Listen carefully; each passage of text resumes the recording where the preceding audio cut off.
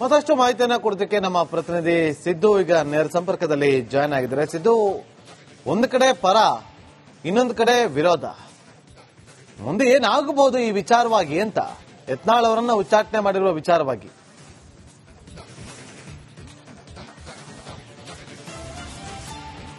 ಏನು ನಾಗೇಂದ್ರ ಬಾಬು, ಇವತ್ತಿನ ದಿನ ವಿಜಯಪುರದಲ್ಲಿ ಸಾಕಷ್ಟು ಒಂದು ಬೆಳವಣಿಗೆಗಳು ಕಂಡು ಬರ್ತಾ ಇದೆ.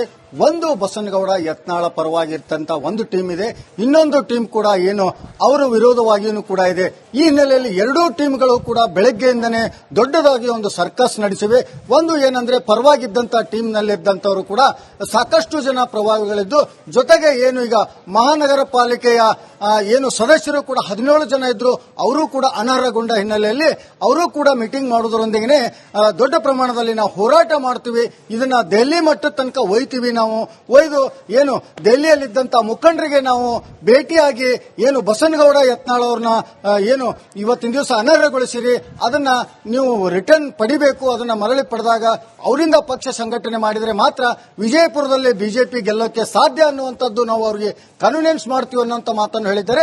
ಅದೇ ರೀತಿಯಾಗಿ ವಿರೋಧವಾಗಿದ್ದಂತ ಬಣದಲ್ಲಿ ಕೂಡ ಸಾಕಷ್ಟು ಏನು ಇವತ್ತಿನ ದಿವಸ ಬಸನಗೌಡ ಯತ್ನಾಳ್ ಅವರು ಸಾಕಷ್ಟು ಅವರು ಮುಖಂಡರಿಗಾಗಿರ್ಬೋದು, ಜೊತೆಗೆ ಬಿಜೆಪಿಯ ಹಿರಿಯ ನಾಯಕರಿಗೂ ಕೂಡ ಬಹಳಷ್ಟು ಏನು ಕೆಟ್ಟದಾಗಿ ಮಾತಾಡುವಂಥದ್ದು ಕೂಡ ಬಹಳ ಬಿಜೆಪಿಗೆ ಹಿನ್ನಡೆ ಆಗುವಂತದ್ದಾಗಿತ್ತು. ಹೀಗಾಗಿ ಅವರನ್ನ ಈ ಪಕ್ಷದಿಂದ ಉಚ್ಚಾಟನೆ ಮಾಡಿದ್ದು ಬಹಳಷ್ಟು ಒಳ್ಳೆಯದಾಯಿತು.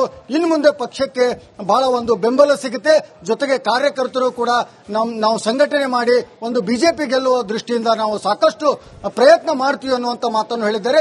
ಆದರೆ ಒಟ್ಟಾರೆಯಾಗಿ ಎರಡೂ ಬಣಗಳು ಕೂಡ ಇವತ್ತಿನ ದಿವಸ ಕಾರ್ಯಚಟುವಟಿಕೆಯಲ್ಲಿ ತೊಡಗಿವೆ.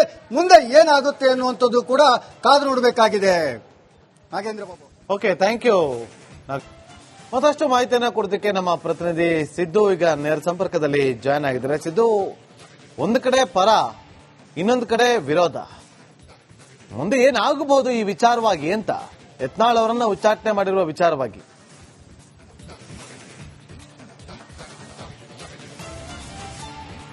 ಏನು ನಾಗೇಂದ್ರ ಬಾಬು, ಇವತ್ತಿನ ದಿನ ವಿಜಯಪುರದಲ್ಲಿ ಸಾಕಷ್ಟು ಒಂದು ಬೆಳವಣಿಗೆಗಳು ಕಂಡು ಬರ್ತಾ ಇದೆ. ಒಂದು ಬಸನಗೌಡ ಯತ್ನಾಳ ಪರವಾಗಿರ್ತಂತ ಒಂದು ಟೀಮ್ ಇದೆ, ಇನ್ನೊಂದು ಟೀಮ್ ಕೂಡ ಏನು ಅವರ ವಿರೋಧವಾಗಿಯೂ ಕೂಡ ಇದೆ. ಈ ಹಿನ್ನೆಲೆಯಲ್ಲಿ ಎರಡೂ ಟೀಮ್ಗಳು ಕೂಡ ಬೆಳಗ್ಗೆಯಿಂದನೇ ದೊಡ್ಡದಾಗಿ ಒಂದು ಸರ್ಕಸ್ ನಡೆಸಿವೆ. ಒಂದು ಏನಂದ್ರೆ ಪರವಾಗಿದ್ದಂತ ಟೀಮ್ ನಲ್ಲಿದ್ದಂತವರು ಕೂಡ ಸಾಕಷ್ಟು ಜನ ಪ್ರಭಾವಿಗಳಿದ್ದು, ಜೊತೆಗೆ ಏನು ಈಗ ಮಹಾನಗರ ಪಾಲಿಕೆಯ ಏನು ಸದಸ್ಯರು ಕೂಡ 17 ಜನ ಇದ್ರು, ಅವರು ಕೂಡ ಅನರ್ಹಗೊಂಡ ಹಿನ್ನೆಲೆಯಲ್ಲಿ ಅವರು ಕೂಡ ಮೀಟಿಂಗ್ ಮಾಡುವುದರೊಂದಿಗೆ ದೊಡ್ಡ ಪ್ರಮಾಣದಲ್ಲಿ ನಾವು ಹೋರಾಟ ಮಾಡ್ತೀವಿ, ಇದನ್ನ ದೆಹಲಿ ಮಟ್ಟದ ತನಕ ಒಯ್ತೀವಿ. ನಾವು ಒಯ್ದು ಏನು ದೆಹಲಿಯಲ್ಲಿದ್ದಂತ ಮುಖಂಡರಿಗೆ ನಾವು ಭೇಟಿಯಾಗಿ ಏನು ಬಸನಗೌಡ ಯತ್ನಾಳ್ ಅವ್ರನ್ನ ಏನು ಇವತ್ತಿನ ದಿವಸ ಅನರ್ಹಗೊಳಿಸಿರಿ, ಅದನ್ನ ನೀವು ರಿಟರ್ನ್ ಪಡಿಬೇಕು, ಅದನ್ನ ಮರಳಿ ಪಡೆದಾಗ ಅವರಿಂದ ಪಕ್ಷ ಸಂಘಟನೆ ಮಾಡಿದರೆ ಮಾತ್ರ ವಿಜಯಪುರದಲ್ಲಿ ಬಿಜೆಪಿ ಗೆಲ್ಲೋಕೆ ಸಾಧ್ಯ ಅನ್ನುವಂಥದ್ದು ನಾವು ಅವರಿಗೆ ಕನ್ವಿನೆನ್ಸ್ ಮಾಡ್ತೀವಿ ಅನ್ನುವಂಥ ಮಾತನ್ನು ಹೇಳಿದ್ದಾರೆ.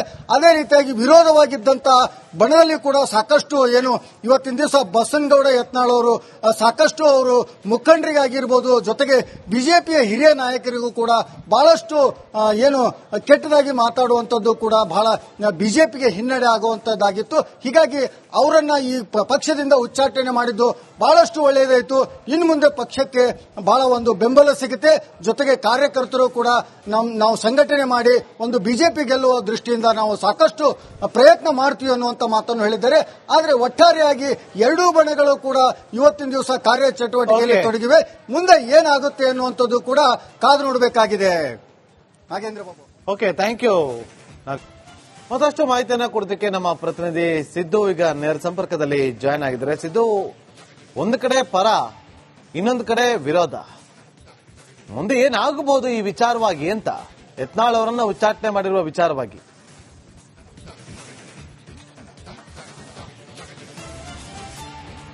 ಏನು ನಾಗೇಂದ್ರ ಬಾಬು, ಇವತ್ತಿನ ದಿನ ವಿಜಯಪುರದಲ್ಲಿ ಸಾಕಷ್ಟು ಒಂದು ಬೆಳವಣಿಗೆಗಳು ಕಂಡು ಬರ್ತಾ ಇದೆ. ಒಂದು ಬಸನಗೌಡ ಯತ್ನಾಳ ಪರವಾಗಿರ್ತಂತ ಒಂದು ಟೀಮ್ ಇದೆ, ಇನ್ನೊಂದು ಟೀಮ್ ಕೂಡ ಏನು ಅವರ ವಿರೋಧವಾಗಿಯೂ ಕೂಡ ಇದೆ.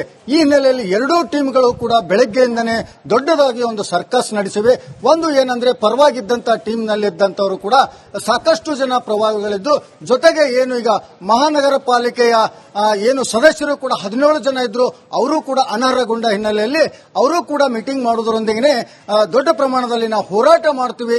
ಇದನ್ನ ದೆಹಲಿ ಮಟ್ಟದ ತನಕ ಒಯ್ತೀವಿ. ನಾವು ಒಯ್ದು ಏನು ದೆಹಲಿಯಲ್ಲಿದ್ದಂತ ಮುಖಂಡರಿಗೆ ನಾವು ಭೇಟಿಯಾಗಿ ಏನು ಬಸನಗೌಡ ಯತ್ನಾಳ್ ಅವ್ರನ್ನ ಏನು ಇವತ್ತಿನ ದಿವಸ ಅನರ್ಹಗೊಳಿಸಿರಿ, ಅದನ್ನ ನೀವು ರಿಟರ್ನ್ ಪಡಿಬೇಕು. ಅದನ್ನ ಮರಳಿ ಪಡೆದಾಗ ಅವರಿಂದ ಪಕ್ಷ ಸಂಘಟನೆ ಮಾಡಿದರೆ ಮಾತ್ರ ವಿಜಯಪುರದಲ್ಲಿ ಬಿಜೆಪಿ ಗೆಲ್ಲೋಕೆ ಸಾಧ್ಯ ಅನ್ನುವಂಥದ್ದು ನಾವು ಅವರಿಗೆ ಕನ್ವಿನೆನ್ಸ್ ಮಾಡ್ತೀವಿ ಅನ್ನುವಂಥ ಮಾತನ್ನು ಹೇಳಿದ್ದಾರೆ.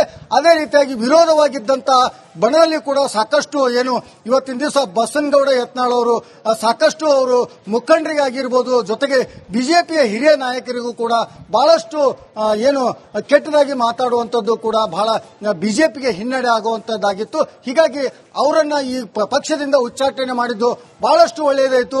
ಇನ್ನು ಮುಂದೆ ಪಕ್ಷಕ್ಕೆ ಬಹಳ ಒಂದು ಬೆಂಬಲ ಸಿಗುತ್ತೆ.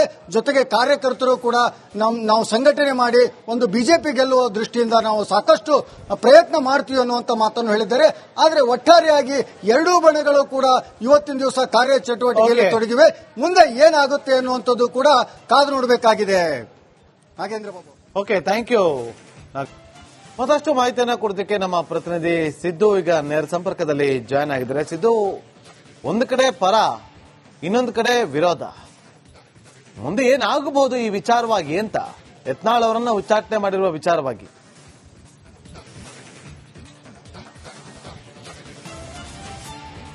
ಏನು ನಾಗೇಂದ್ರ ಬಾಬು, ಇವತ್ತಿನ ದಿನ ವಿಜಯಪುರದಲ್ಲಿ ಸಾಕಷ್ಟು ಒಂದು ಬೆಳವಣಿಗೆಗಳು ಕಂಡು ಬರ್ತಾ ಇದೆ. ಒಂದು ಬಸನಗೌಡ ಯತ್ನಾಳ ಪರವಾಗಿರ್ತಂತ ಒಂದು ಟೀಮ್ ಇದೆ, ಇನ್ನೊಂದು ಟೀಮ್ ಕೂಡ ಏನು ಅವರು ವಿರೋಧವಾಗಿಯೂ ಕೂಡ ಇದೆ. ಈ ಹಿನ್ನೆಲೆಯಲ್ಲಿ ಎರಡೂ ಟೀಮ್ಗಳು ಕೂಡ ಬೆಳಗ್ಗೆಯಿಂದನೇ ದೊಡ್ಡದಾಗಿ ಒಂದು ಸರ್ಕಸ್ ನಡೆಸಿವೆ.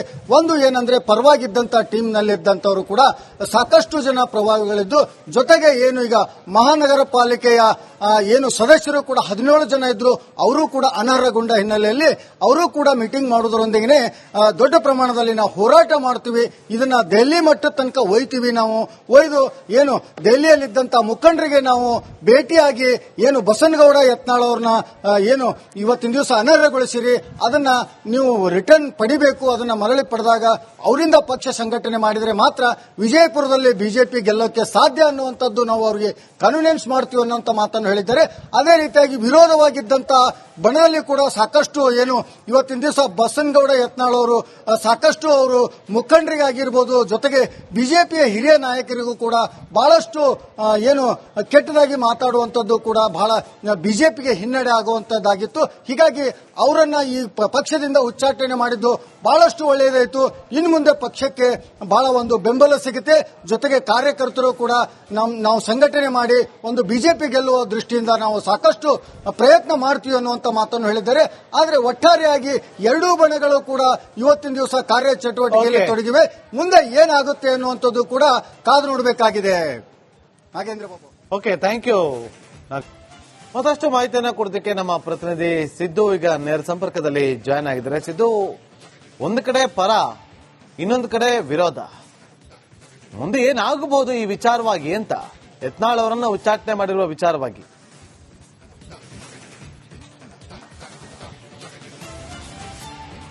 ಏನು ನಾಗೇಂದ್ರ ಬಾಬು, ಇವತ್ತಿನ ದಿನ ವಿಜಯಪುರದಲ್ಲಿ ಸಾಕಷ್ಟು ಒಂದು ಬೆಳವಣಿಗೆಗಳು ಕಂಡು ಬರ್ತಾ ಇದೆ. ಒಂದು ಬಸನಗೌಡ ಯತ್ನಾಳ ಪರವಾಗಿರ್ತಂತ ಒಂದು ಟೀಮ್ ಇದೆ, ಇನ್ನೊಂದು ಟೀಮ್ ಕೂಡ ಏನು ಅವರು ವಿರೋಧವಾಗಿಯೂ ಕೂಡ ಇದೆ. ಈ ಹಿನ್ನೆಲೆಯಲ್ಲಿ ಎರಡೂ ಟೀಮ್ಗಳು ಕೂಡ ಬೆಳಗ್ಗೆಯಿಂದನೇ ದೊಡ್ಡದಾಗಿ ಒಂದು ಸರ್ಕಸ್ ನಡೆಸಿವೆ. ಒಂದು ಏನಂದ್ರೆ ಪರವಾಗಿದ್ದಂತ ಟೀಮ್ ನಲ್ಲಿದ್ದಂತವರು ಕೂಡ ಸಾಕಷ್ಟು ಜನ ಪ್ರಭಾವಿಗಳಿದ್ದು, ಜೊತೆಗೆ ಏನು ಈಗ ಮಹಾನಗರ ಪಾಲಿಕೆ